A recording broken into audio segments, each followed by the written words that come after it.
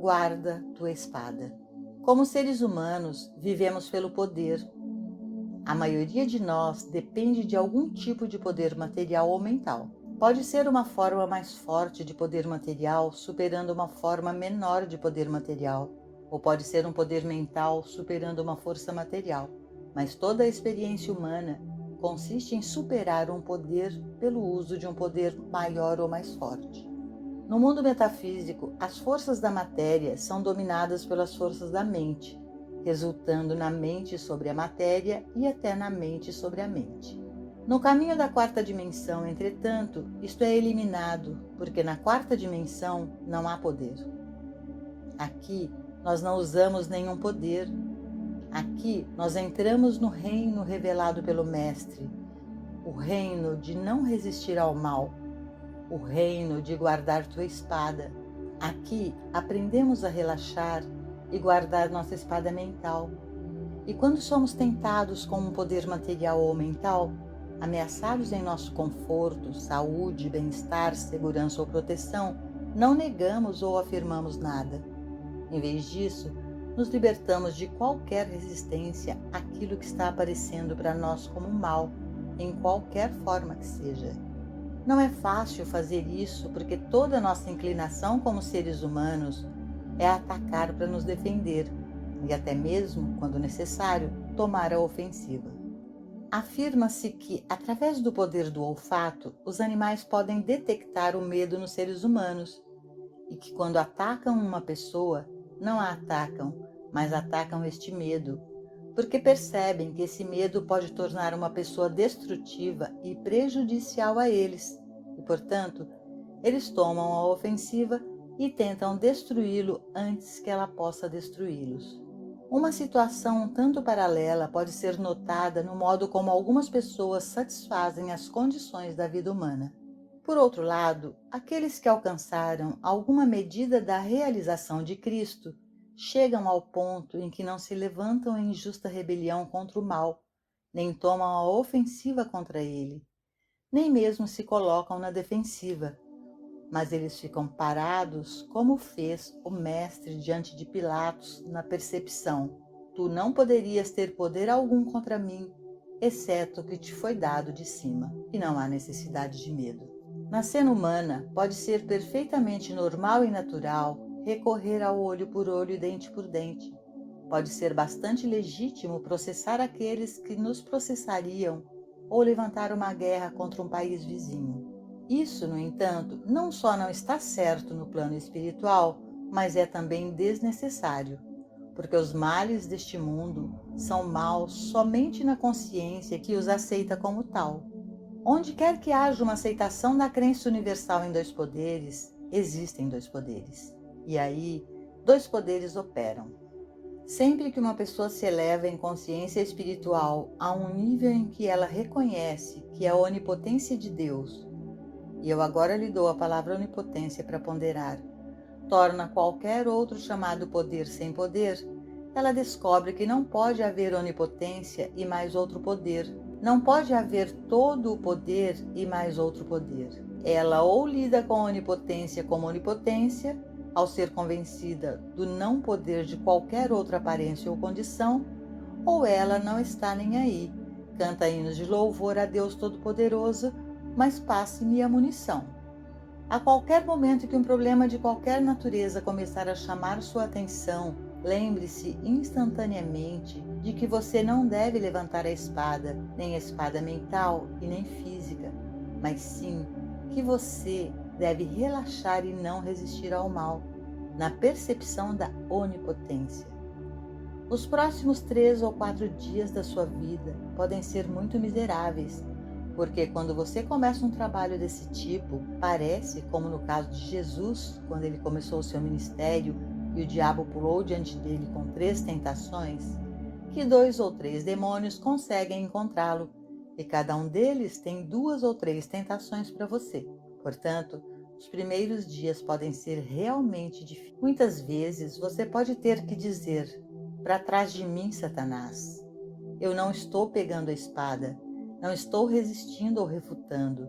Estou firme na onipotência, permanecendo firme na percepção de que não pode haver dois poderes se a onipotência é a verdade. Então, pode ser que o problema se torne mais insistente, embora em uma ou duas instâncias o problema possa desaparecer. Não fique muito encorajado se isso acontecer, porque você ainda terá aqueles dias pela frente, quando um problema seu ou de sua família, ou uma manchete em um jornal, irá tentá-lo a aceitar um poder destrutivo no mundo, uma força do mal ou uma condição errônea. E você será chamado especificamente e concretamente para trazer à lembrança consciente mais uma vez a palavra onipotência, todo o poder, e não um poder sobre outro poder, porque não há dois poderes no reino espiritual, um para ser usado contra o outro. Existe apenas um poder, e o segredo da vida harmoniosa é o reconhecimento e aceitação de um poder. A grande falha do mundo religioso tem sido acreditar que Deus é um grande poder, às vezes grande o suficiente para curar doenças ou impedir guerras, depressões e pânicos. 5.000 anos de história deveriam ter provado a nós que Deus não é tal poder. Deus não para as guerras. Isso acontece quando o inimigo fica sem munição. Deus não cura a doença, ou alguma forma de matéria médica faz isso, ou faz algum indivíduo espiritualmente dotado que chegou à realização da onipotência e, portanto, pode considerar a doença como braço de carne, ou não poder. Lembre-se sempre de que não estamos lidando com um grande poder ou um poder supremo sobre outros poderes. Estamos lidando com um reconhecimento individual. Estamos firmes em um só poder, além do qual não há outros poderes. Davi e Golias. A história de Davi e Golias ilustra o poder do impotente, aquele poder que, para o nosso senso, não é poder. Golias é representado como um gigante, não apenas um gigante físico, mas um vestindo uma armadura inexpugnável, que nenhum poder poderia penetrar. Nada poderia alcançá-lo, nada poderia prejudicá-lo e nada poderia destruí-lo, porque ele estava tão bem armado que era invencível por qualquer arma que até então fosse concebida ou formada. Mas o que aconteceu com essa invencibilidade? Um pequeno homem veio junto com algumas pedras, e apenas uma daquelas pedras minúsculas acabou com a carreira deste poderoso gigante vestido com armaduras pesadas. Poderia alguma coisa ser mais fantástica do que o pensamento de uma pequena pedra nivelando um gigante, e um gigante bem protegido? Este incidente do encontro de Davi com Golias contém em si um segredo mágico. Davi disse: "Eu venho a ti em nome do Senhor dos Exércitos." Este é o mistério, esse é o milagre, essa é a mágica, esse é o segredo. O que ele realmente estava dizendo era: eu não venho a você com poder físico, eu não venho a você com força física, eu não venho com uma arma mais forte do que a que você criou. Não, eu venho sem arma alguma, eu venho em nome de Deus. Quando os discípulos chegaram ao Mestre tão orgulhosos e felizes por receberem o poder sobre o diabo e que até os demônios estão sujeitos a nós através do teu nome, eles foram repreendidos. Não se alegrem que os espíritos vos estejam sujeitos. Regozijai-vos antes, porque os vossos nomes estão escritos no céu. O que ele quis dizer quando disse a eles para não se alegrarem porque os demônios estavam sujeitos a eles? Simplesmente que não havia poder para estar sujeito a eles. Não há poder para estar sujeito a você. Você está vivendo no nome e na natureza de Deus. E nesse nome e natureza não há outro poder.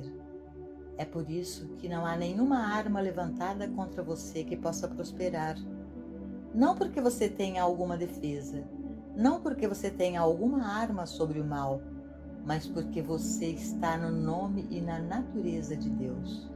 Se você admitisse que qualquer pessoa ou influência na Terra poderia ser destrutiva para você de qualquer maneira, você certamente teria que encontrar alguma forma de defesa contra ela, alguma forma de poder para usar contra ela.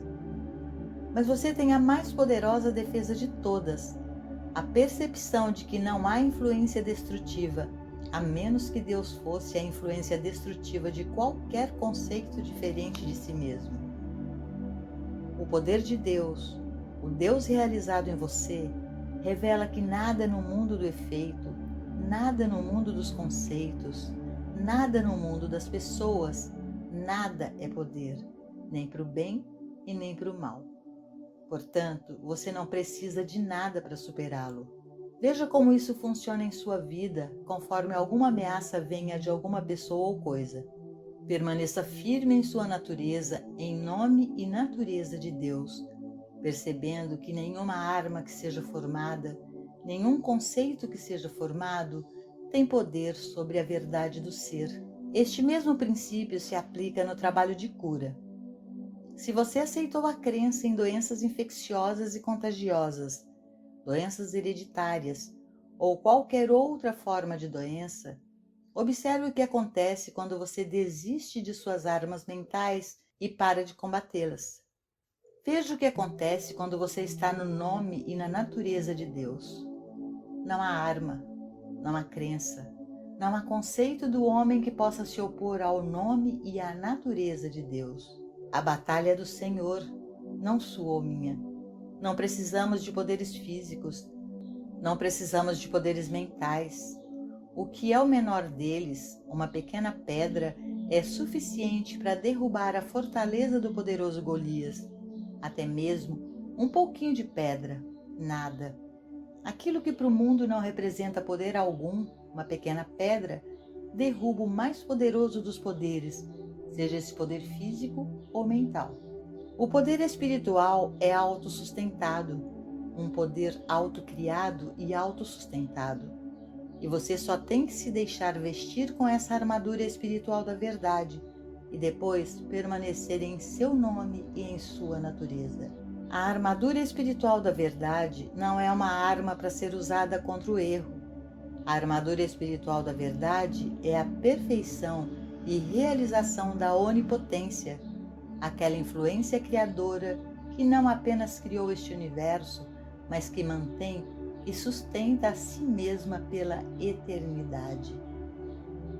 Se você reconhece que você é um pouco diferente do divino, você murcha. Você então configurou aquilo que tem que se cercar de uma placa de blindagem. Mas quando você reconhece Deus como seu ser, então deixe Deus ser sua própria defesa e não use armas físicas ou mentais. Armas humanas são necessárias para aqueles no nível de consciência que vivem pelo poder e para o poder, mas aqueles que chegam a esse nível mais alto de vida pelo Espírito não podem usar as armas do mundo. Eles aprendem que Deus não é um poder sobre outros poderes. Deus é o poder autossustentável. Esse é o poder, e esse poder é amor. Não um amor que usamos para um propósito, mas um amor que nos envolve dentro da sua lei e mantém e sustenta o nosso ser.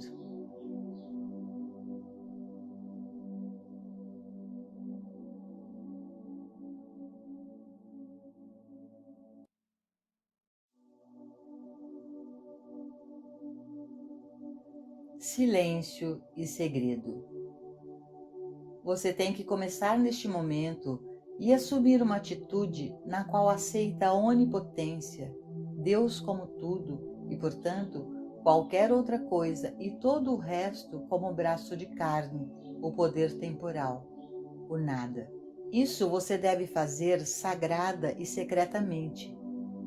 Faça sua oração secretamente, porque a menos que você atinja essa consciência dentro de si mesmo, nunca será capaz de demonstrá-la exterior e abertamente. Não saia por aí pregando ou ensinando isso. Não faça proselitismo.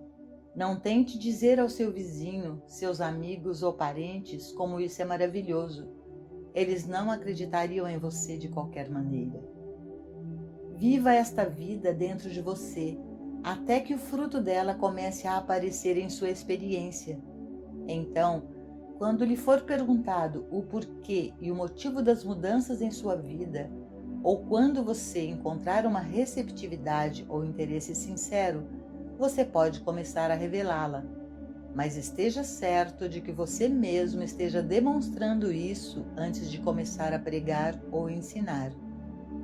Não espere que alguém acredite apenas naquilo que você diz, porque, como Emerson disse, o que você é troveja tanto que eu nem ouço o que você diz. Tenha a certeza de que ninguém vai acreditar em um clichê metafísico ou místico, simplesmente porque você o repete. De fato, você é afortunado se encontrar aqueles que acreditam nele depois de demonstrá-lo. O Mestre nos advertiu a fazer nossas orações em segredo, silenciosa e sagradamente, lembrando-nos de que teu Pai que vê em secreto te recompensará abertamente. Então eu digo a você que cada passo no caminho místico deve ser secreto. Não é que manteríamos segredo do mundo por causa de uma relutância em compartilhá-lo, mas manteremos isso em segredo até que tenhamos demonstrado isso. Então estaremos mais do que dispostos a compartilhá-lo com aquela parte do mundo que nos é conduzida. Lembre-se sempre que existe um leite da palavra para bebês, mas também há uma carne da palavra para o amadurecimento. Lembre-se de não lançar suas pérolas aos porcos. A quem muito é dado, muito será cobrado. Neste mundo, você será continuamente confrontado com a aparência de dois poderes, e quanto mais alto você for na realização espiritual, mais você será confrontado com isso, porque quando você vencer o mundo por si mesmo, você descobrirá que são atraídos para você todos aqueles que estão cercados pelo problema de dois poderes, e assim, mais do que nunca, você será chamado a permanecer firme.